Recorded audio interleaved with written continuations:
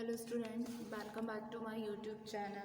A very good morning to all of you. In today's video lecture, we are discussing about objectives of research.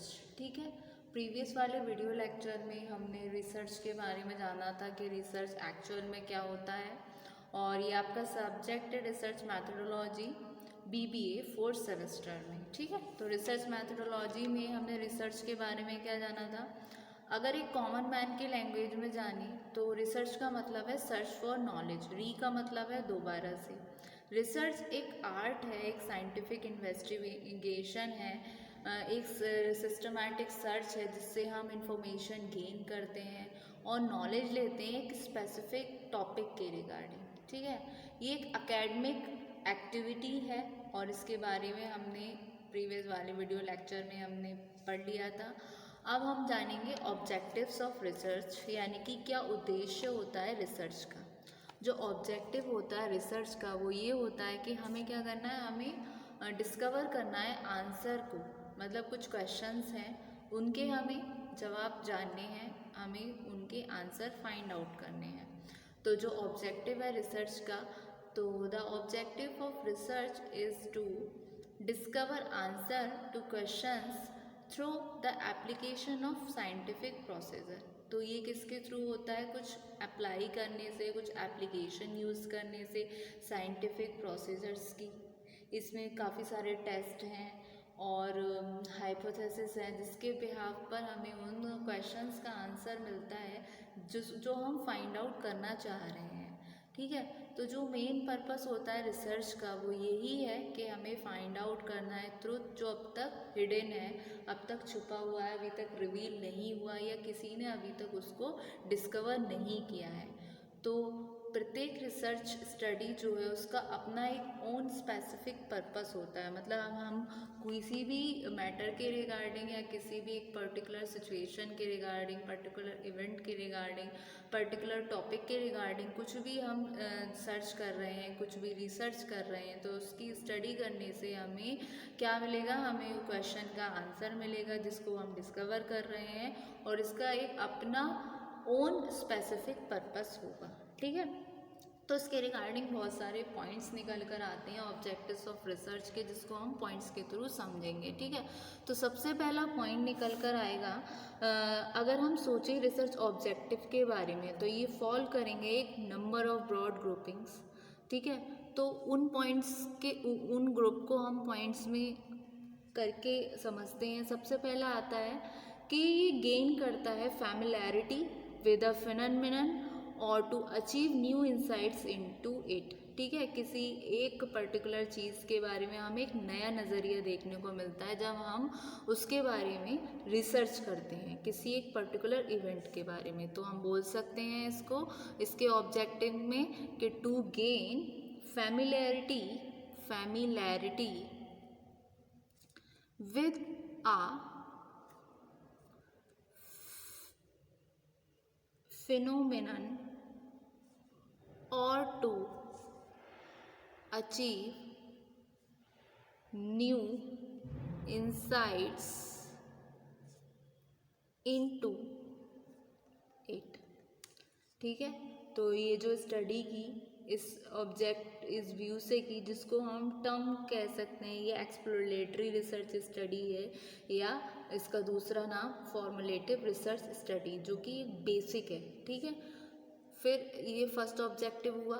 Next objective इसका आता है कि ये क्या reveal करता है, ये रिवील करता है एक्यूरेटली जो कैरेक्टरिस्टिक है किसी पर्टिकुलर सिचुएशन के रिगार्डिंग, किसी ग्रुप के रिगार्डिंग. तो इस टाइप की स्टडी कहीं ना कहीं जानी जाती है डिस्क्रिप्टिव रिसर्च स्टडीज़ के नाम से. ठीक है, तो ये एक जो सेकंड इसका ऑब्जेक्टिव हो जाता है रिसर्च का, वो क्या होता है, टू रिवील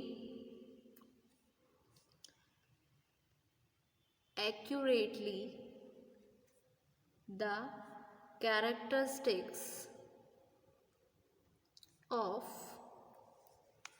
particular situation और ग्रुप. ठीक है, फिर नेक्स्ट आता है ये क्या अचीव करता है? ये अचीव करता है न्यू इंसाइट इनटू फिनोमेनन। एक तरीके से नई तरीके से हम चीज़ को देख रहे हैं, मतलब जो चीज़ अभी जो डेटा हमारे पास अवेलेबल था उसके बारे में हमने दोबारा से रिसर्च की, दोबारा से अपने रिसोर्सेज ढूंढे, जो अवेलेबल डेटा था उसको देखा, खुद से कुछ सर्च किया, तो हमें क्या मिला? एक नया नज़रिया मिला, न्यू इंसाइट मिली उस फिनोमेन के रिगार्डिंग। तो क्या पॉइंट आ जाता है? To achieve new to achieve new phenomenon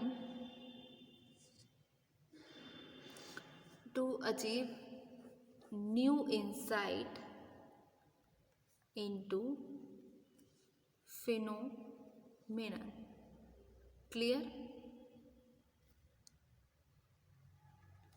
फिर नेक्स्ट पॉइंट आता है आपका ऑब्जेक्टिव का, कि रिसर्च टेस्ट करती है एक हाइपोथेसिस को एक कॉजल रिलेशनशिप में, मतलब कॉजेज एंड इफेक्ट की रिलेशनशिप में बिटवीन वेरिएबल्स, मतलब जो वेरिएबल्स दे रखे हैं उनके बारे में उनका एक हाइपोथेसिस करेगी, एक तरीके से परिकल्पना करेगी, उसमें एक उसके कॉजेज देखेगी और उसके इफेक्ट देखेगी। जो रिसर्च करते हैं, जो रिसर्च टेस्ट होते हैं जितने भी, जैसे टी टेस्ट, एफ टेस्ट, उसको हम पढ़ेंगे आगे वाले वीडियोज़ में।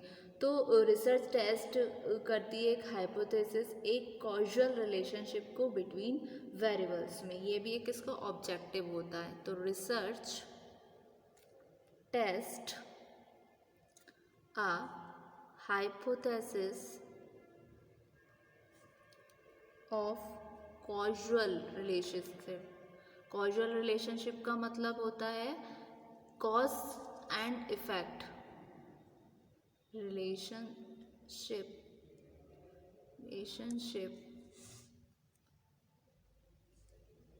between variables। ठीक है?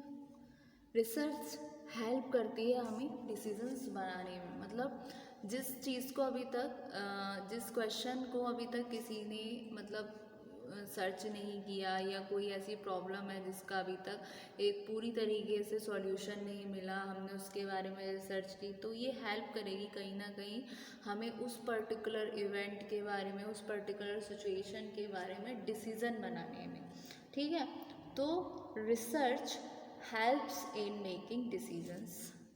तो एक ये ऑब्जेक्टिव भी आ गया कि research helps in making decisions. ठीक है? फिर उसके अलावा एक और पॉइंट, क्या पॉइंट है कि रिसर्च हेल्प करती है डेवलप करने में हमारे न्यू कॉन्सेप्ट को, मतलब अब हमने कोई चीज़ थी उसके बारे में हमने आंसर फाइंड आउट करना चाहे किसी क्वेश्चन के रिगार्डिंग, हमने अप्लाई किए अपने साइंटिफिक प्रोसीजर्स, तो हमें कुछ हिडन फैक्ट्स निकल कर आए जो अब तक डिस्कवर नहीं हुए, तो कहीं ना कहीं क्या इसने क्या किया, रिसर्च ने डेवलप किया न्यू कॉन्सेप्ट को। ठीक है? तो research helps, research discovers, research develops new concepts. ठीक है? फिर नेक्स्ट आता है आपका, रिसर्च क्या कर रहा है? रिसर्च फाइंड आउट कर रहा है सॉल्यूशंस बहुत सारे जो वेरियस प्रॉब्लम्स हैं उनके रिगार्डिंग। ठीक है? जो जैसे मैंने अभी आपको बताया था कुछ फैक्ट्स हैं जो हिडन हैं, जो अभी तक किसी ने सर्च नहीं किए, तो उसके रिगार्डिंग रिसर्च फाइंड करता है सॉल्यूशंस वेरियस प्रॉब्लम की। तो research finds solutions to the various problems. ठीक है? फिर नेक्स्ट आता है ऑब्जेक्टिव, रिसर्च फाइंड कर रहा है ऑल्टरनेटिव स्ट्रैटेजीज को। तो रिसर्च फाइंड ऑल्टरनेटिव स्ट्रैटेजीज। ठीक? तो ये हुए ऑब्जेक्टिव्स ऑफ रिसर्च।